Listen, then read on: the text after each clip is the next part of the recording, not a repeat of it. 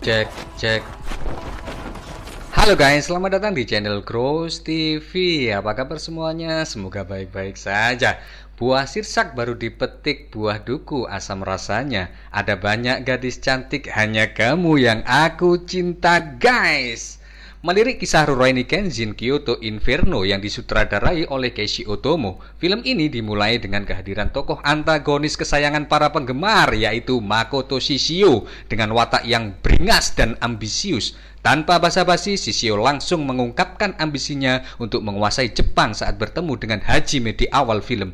Di situ terlihat bagaimana kejamnya aksi sang legenda samurai keji itu bersama para kaki tangannya, yaitu Yumi Komagata, Sojiro Seta, dan Hoji Sadojima. Agar tidak gagal paham cerita film ini secara utuh di 5 episodenya, linknya ada di deskripsi. Lanjut, Makoto Shishio disebut-sebut sebagai penerus dari Batosai karena kemampuan dan kebengisannya saat membunuh. Ancaman dari sang pembunuh ini dikabarkan terkait dengan masa lalunya, yaitu pada peperangan 10 tahun lalu pada perang Boshin di Toba Fushimi. Shishio merasa bahwa dirinya dikhianati oleh pihak pemerintahan baru karena telah mencoba membunuh dirinya, meski Shishio telah berhasil membantu pasukan pemerintahan baru mengalahkan pasukan kesogunan. Sebagai langkah pembalasan dendamnya, Shishio pun mengumpulkan persenjataan dan bala tentara untuk mengacau kondisi Jepang. Ancaman dari Shishio pun langsung ditanggapi oleh pihak pemerintahan baru. Secepatnya, utusan pemerintahan mendatangi Kenshin dan meminta bantuan kepada Kenshin untuk menghadang langkah Shishio di Kyoto. Ancaman tidak hanya datang dari Shishio, salah seorang mantan tentara shogun, Aoshi, juga memiliki dendam terhadap pemerintahan baru. Rekan seperjuangan Aoshi dibantai oleh pasukan pemerintahan baru dalam perang 10 tahun lalu. Selain dendam terhadap pemerintahan baru, Aoshi juga hendak mencari Kenshin dan mengakhiri hidupnya. Ingin tahu cerita lengkapnya guys? Langsung saja ke alur ceritanya.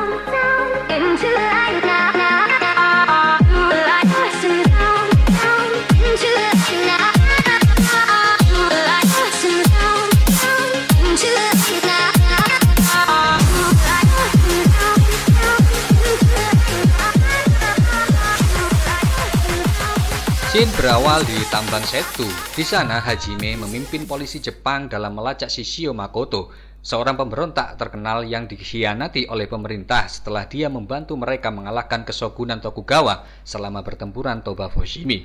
Tiba-tiba ada penyerangan misterius yang dilakukan oleh seorang samurai. Orang tersebut adalah Sojiro Seta dan kawan-kawannya. Lalu Hajime masuk ke gudang tersebut. Para tawanan itu dibakar hidup-hidup oleh Shishio Makoto sebagai gambaran neraka di dunia.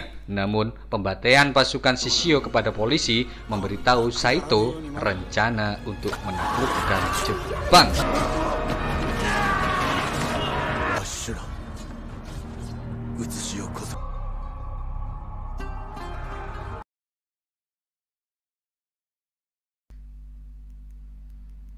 Scene berpindah ke Akasuka, Tokyo. Kenshin dan kawan-kawannya sedang menonton opera, yang mana opera tersebut mengisahkan dirinya yang memperjuangkan era Meiji. Sekedar informasi, setelah kejadian film pertama, Himura Kenshin telah tinggal di Dojo Kamiya bersama Kaoru, Yahiko, Sanosuke, dan Megumi. Scene berpindah ke Dojo Kamiya. Kaoru sedang melatih pedang, lalu Kenshin dan Sanosuke pulang dan disambut murid-muridnya. Semua ingin tahu gaya permainan pedang Kenshin, tapi Kenshin menolak karena sudah bukan zamannya perang lagi. Tidak lama Inspektur Kawaji menghampiri Kenshin dan meminta tolong untuk ikut dengannya. Dia dipanggil oleh pejabat pemerintahan. Kenshin dan Sanosuke ikut. Sesampai di kantor kepemerintahan, Kenshin bertemu dengan Tuan Okubo Toshimichi, yaitu Menteri Dalam Negeri, yang bertujuan untuk melacak Shishio yang sedang menteror Kyoto dan sekitarnya.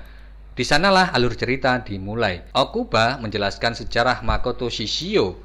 Disebut sebagai penerus dari Batosai karena kemampuan dan kebengisannya saat membunuh. Sekarang dia menggalang kekuatan untuk menggulingkan pemerintahan baru. Membangun pemerintahan baru lebih sulit daripada menghancurkan pemerintahan yang lama, kata Okubo.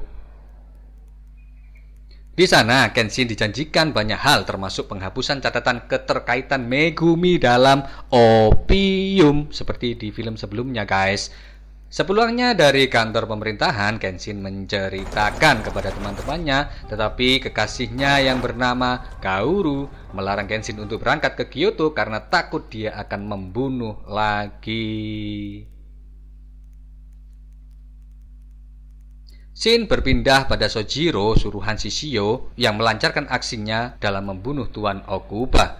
Setelah Okuba dibunuh, tiba-tiba ada sekelompok orang menyerang keretanya dan juga ingin membunuhnya. Ternyata Tuan Okuba sudah meninggal. Tidak lama polisi olah TKP dan di sana sudah ada Kenshin yang melihat kejadian tersebut. Tiba-tiba Sojiro di belakangnya dan memperingatkan Kenshin. Meskipun pada awalnya dia menolak permintaan ke Kyoto, akhirnya dia mau dan ingin menghentikan kekejaman Shishio ketika pejabat itu dibunuh oleh Sujiro Sheta.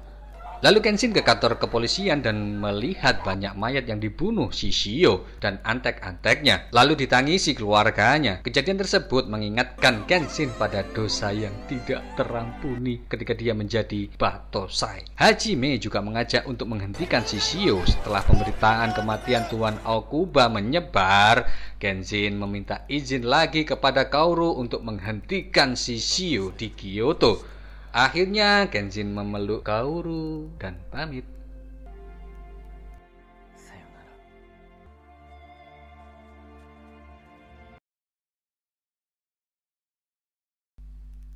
Shin berpindah pada Dojo Kamiya yang mana Sanosuke marah-marah karena nggak diajak sama Kenshin, ditilap guys, ngamuk. Lalu dia keluar rumah kemudian bertemu dengan Aoshi yang sedang mencari Himura Batosai. Salah seorang mantan tentara Shogun, Aoshi juga memiliki dendam terhadap pemerintahan baru. Rekan seperjuangan Aoshi dibantai oleh pasukan pemerintahan baru dalam perang 10 tahun yang lalu. Selain dendam terhadap pemerintahan, Aoshi juga hendak mencari Kenshin dan ingin mengakhiri hidupnya. Sanosuke dengan gaya meleteknya akhirnya menantang untuk bertarung, tapi dengan tangan kosong.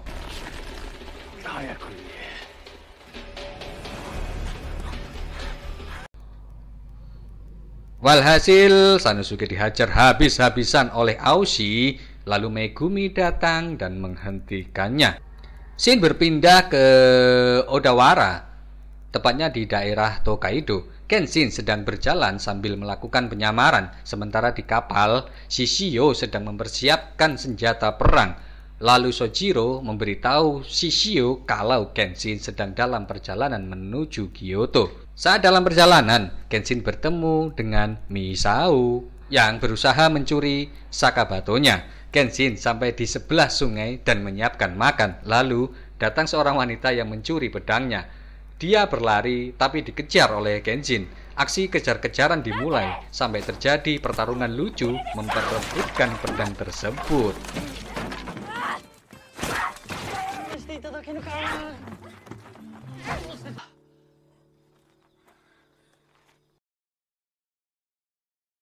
Ketika keduanya berbicara, mereka dihampiri seorang bocil dan meminta tolong kepada Kenshin dan Misao karena kakaknya terluka parah. Ternyata desa mereka sedang dikuasai anak buah Shishio. Tidak lama polisi itu atau kakak bocil tadi mati.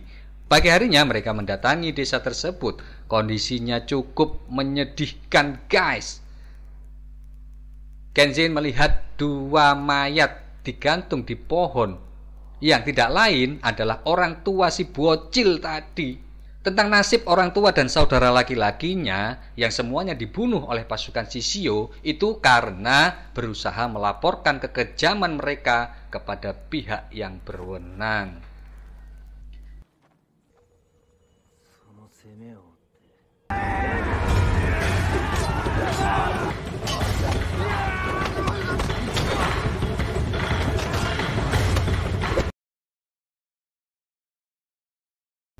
Kenshin mengalahkan pasukan Shishio, akhirnya identitasnya sebagai Hitokiri Batosai terungkap. Kenshin menghabisi anak buah Shishio sendiri tanpa membunuh mereka. Setelah itu menurunkan 2 mayat yang digantung tadi untuk dikubur. Dari situ Kenshin tahu kekejaman Shishio. Tidak lama Sojiro datang menjemput Kenshin untuk bertemu Shishio. Dia dibawa ke Shishio sendirian. Sementara Shishio sedang berlatih dengan anak buahnya. Kenshin masuk dan berkenalan.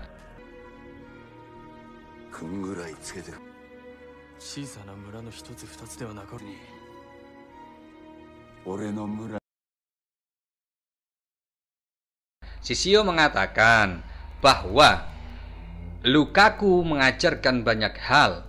Jika dipercaya, kau akan dikhianati. Jika tak ada penjaga, kau akan mati. Bunuh lebih dulu sebelum mereka membunuhmu.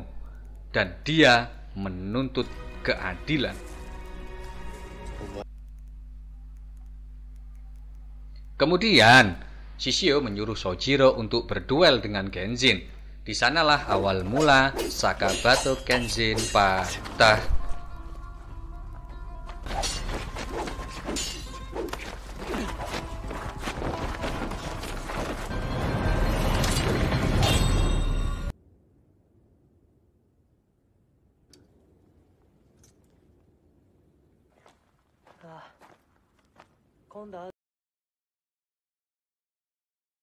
Sepulangnya dari sana, Kenshin mendesak para penduduk desa, termasuk si bocil, untuk tidak membalas dendam terhadap pasukan Shishio.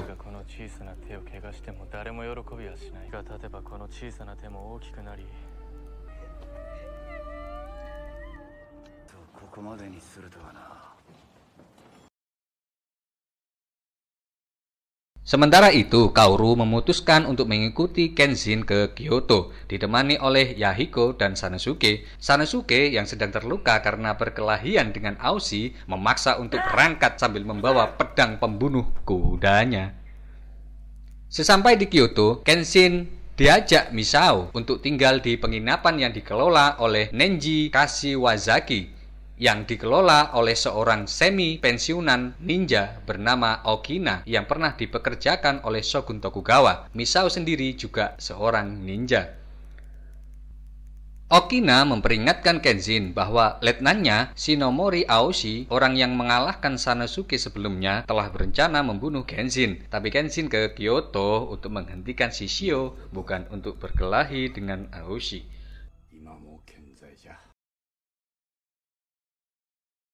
Lalu Kenshin mengunjungi Hajime dan merencanakan penyerangan dengan polisi Kyoto.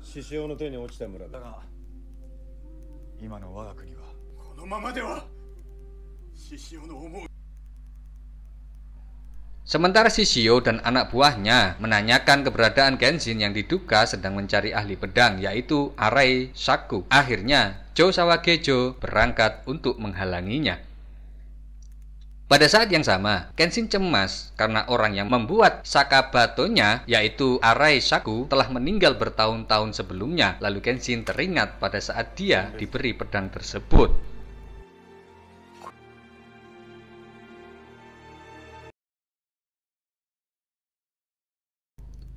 Putranya, Seiku, awalnya menolak permohonan Kenshin untuk memberikan Sakabato peninggalan ayahnya. Ketika prajurit elit Shishio, Cho Sawagejo, menculik si Lori, bayinya, yang bertujuan untuk meminta pedang terakhir buatan ayahnya, akhirnya Seiku meminta Kenshin untuk mengalahkannya. Awalnya Kenshin bertarung dengan pedang patah dan sarung pedang miliknya. Dia dihajar oleh Cho Sawagejo, guys.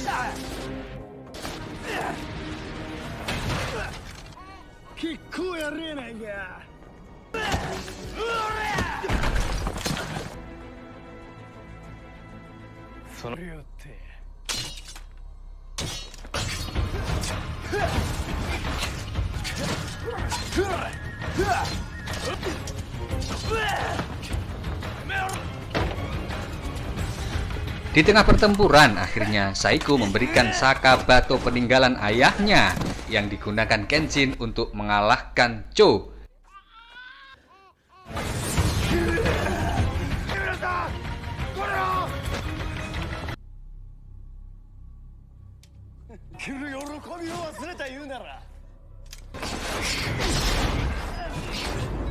Cho dibuat tidak berdaya oleh Kenshin hanya dengan satu tebasan di lehernya. Di waktu itu Kaoru menemukan Kenshin yang sedang bertarung. Tidak lama polisi datang dan menangkap Cho. Setelah menginterogasi Cho, pemerintah mengetahui bahwa Shishio berencana untuk meruntuhkan Kyoto malam ini, meskipun Kenshin meragukan informasi tersebut.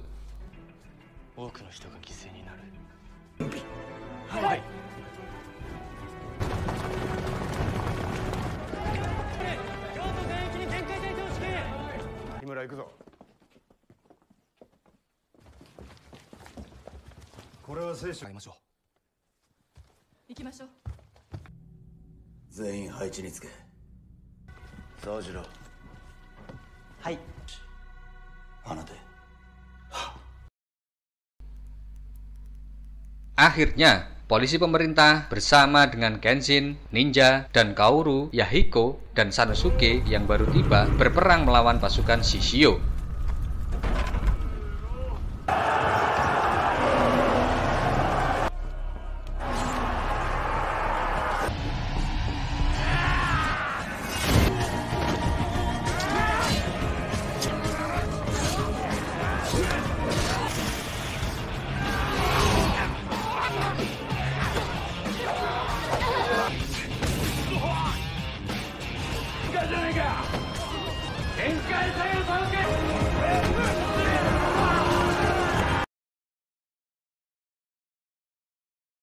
Sementara untuk mencegah Aushi menyerang Kenshin, Mbah Okina menantang mantan muridnya duel yang berakhir dengan kekalahan si Mbah tadi.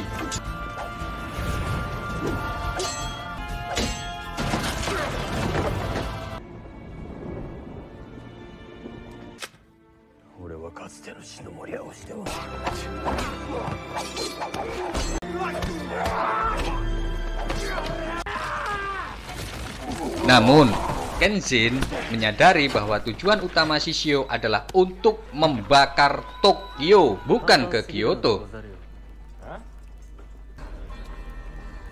Di sela pertempuran, Sojiro menculik Kaoru. Kenshin mengejarnya dan masuk ke kapal Shishio yang hendak berlayar ke Tokyo.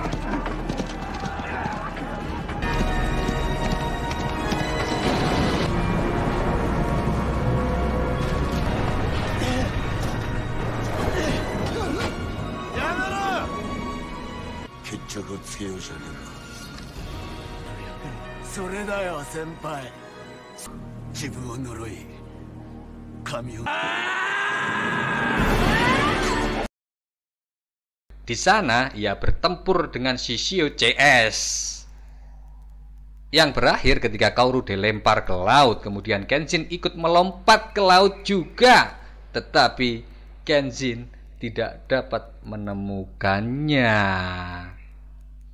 Keesokan paginya, seorang pria misterius menemukan tubuh Kenshin yang tidak sadar diri di pantai dan membawanya pergi. Siapakah laki-laki tersebut? Kita cari jawabannya di episode berikutnya, guys. Oke, jangan lupa kritik, like, komen, dan saran untuk channel ini agar lebih baik. Oke, sampai jumpa di channel saya. Bye-bye. Assalamualaikum warahmatullahi wabarakatuh.